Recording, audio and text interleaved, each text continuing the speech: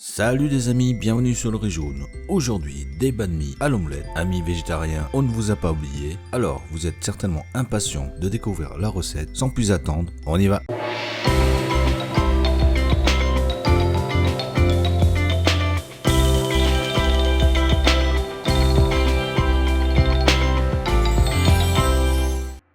Comme d'hab, pour les ingrédients, il nous faudra une base, des pickles, de carottes et de daikon, dit aussi radis blanc, que l'on peut remplacer par du navet long, plus facile à trouver en grande surface, de la mayonnaise maison, pour relever la sauce piquante, le sriracha ou du piment frais, vous avez le choix, du concombre en tranches, de la coriandre, du poivre, de la sauce Maggi ou de la sauce de soja, et bien sûr les fameuses baguettes.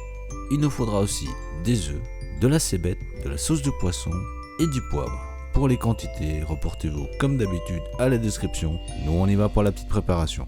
Avant toute chose, nous allons commencer par l'élément de base, les pickles, les carottes et le daikon en allumettes et ajouter du sucre, du sel, du vinaigre blanc, mélanger et réserver.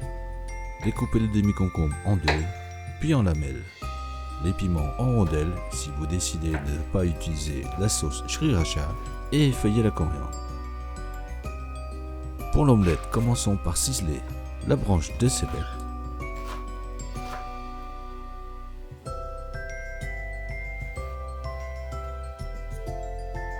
Cassez les œufs dans un bol.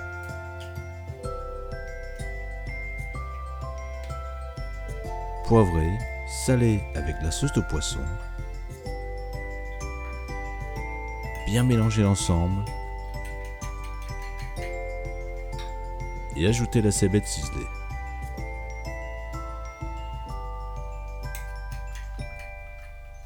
Ensuite, dans une poêle à feu moyen, huilez généreusement. Versez le mélange.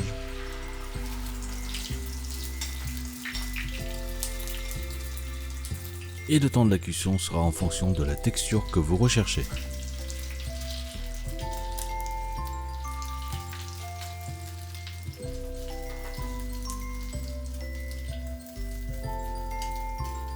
Et nous pouvons passer à l'étape finale. Ouvrir la baguette, comme toujours, retirer un peu de mie sur la partie supérieure. Tartiner de mayonnaise. Déposer le concombre. L'omelette.